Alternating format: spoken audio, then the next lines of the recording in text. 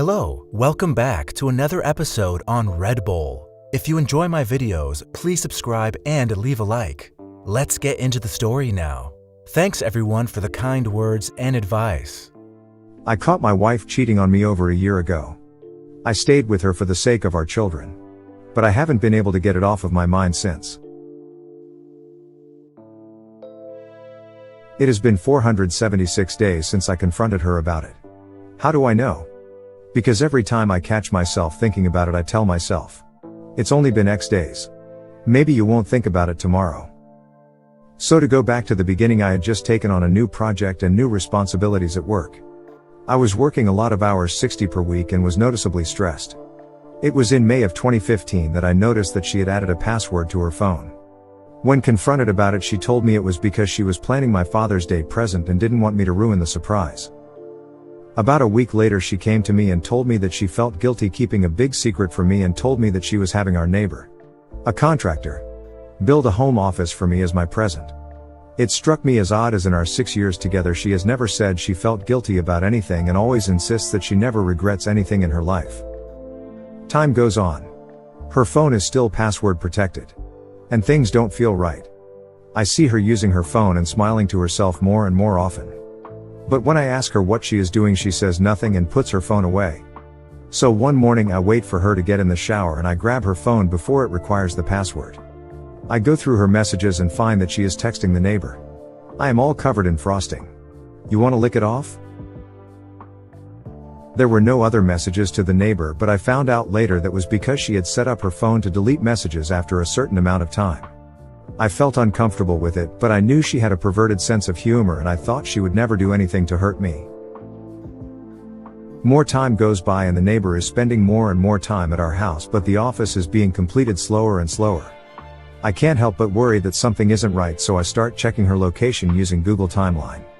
It was at this point that I realized that there are large gaps in her GPS history because she was turning off her phone's GPS. Fast forward to July, and at this point the paranoia is driving me nuts, so I tell her that I need to install new antivirus on her phone. While she has it unlocked for me, I install anti-theft software so I can remotely turn the GPS back on and set up AT&T message backup and restore so I can read all of her text messages from that point on my computer. The next day my mother asks to spend time with my 2 kids, so my wife drops them off with her and has the day to herself. I watch my wife's activity from work as she spends the day trying to meet up with the neighbor but is unsuccessful because he is busy with another job site.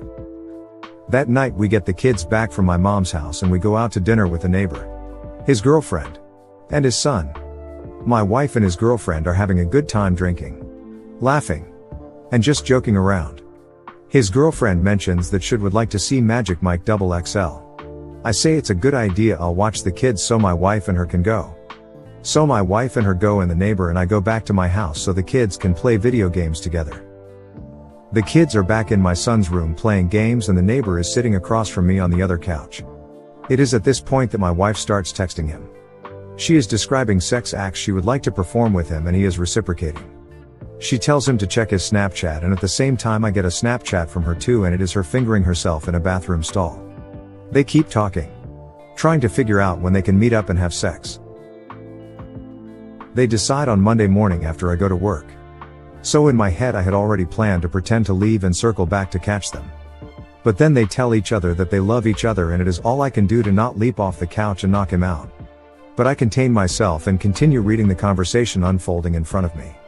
Then he tells her, "You're my girl now." To which she replies, "Always have been."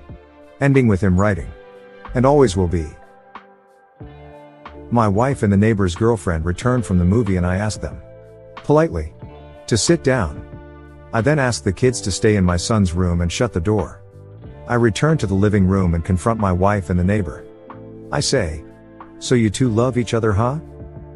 My wife goes into full-blown denial mode and the neighbor's girlfriend starts smacking him. I ask my wife if she has been texting him. She says no. So I show her the text messages. She admits to it but says it was the first time it had gone that far. I ask my wife if she has sent him pictures. She says no. So I show her the picture. She admits it but says it was the first time. I ask her if she is having sex with him and she says no. Because I didn't wait to catch them having sex together, I didn't have evidence to prove her wrong, so that one stayed unresolved.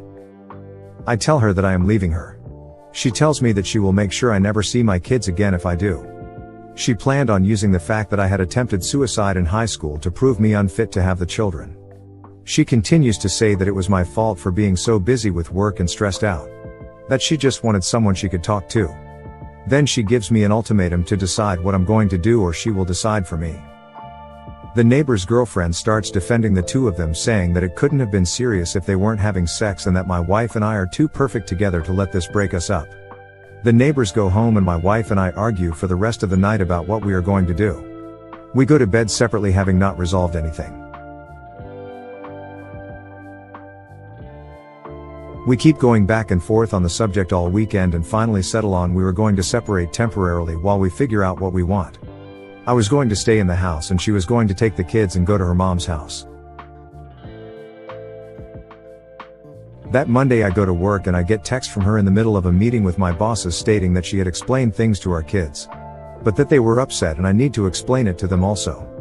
I get home from work to find my kids crying. She had told them that mommy had to move out because dad was mad at her. When my son wanted to stay with me, she told him that he can't. My son put it together that if mommy has to move out because I'm mad at her and he must move out, then I must have been mad at him too. My daughter was crying because my son was. I don't think she was old enough to understand what was happening. It was at that moment I realized she was going to drag the kids through hell if I left her, so I swallowed my feelings and begged her to stay. She agreed and insisted that I apologize to our neighbors since we were still going to need to hang out with them because our sons are good friends. I hate it, but I do it anyway. We still hang out with them from time to time and they come to our various birthday and holiday parties. But I do anything for my kids and I behave civil every time.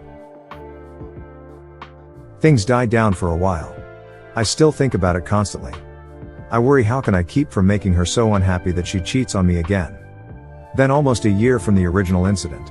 Around Father's Day again. She sent him pictures again. She claims it was an accident, that she meant to send them to me instead. I don't fully believe her, but I move on anyway. Things have been quiet on that front for about 4 months now, but I still think about it constantly. This is going to sound stupid, but I feel like I have a part of my brain that I can't shut off. That is always thinking. I used to use that to solve programming problems and it made me very good at my job. But ever since this incident, the only thing it thinks about is her and him and if I did the right thing. My job performance has suffered and I feel like I haven't gotten sleep in months. I'm afraid that after this much time, and the fact that I begged her back, that to say that I want a divorce now would only make her more vindictive towards my children and I. I just feel like I have put myself so deep in a hole that I can never get back out. I haven't really talked to anyone about this. I didn't want to talk to my mom about it because I felt she would treat my wife differently and I didn't need the two fighting any more than they already do. I tried talking to one friend about it, but his advice was to put my trust in God, but that was not much solace for me as I am an atheist. So I have no clue what to do with my feelings or how to move on from this. Thank you for watching.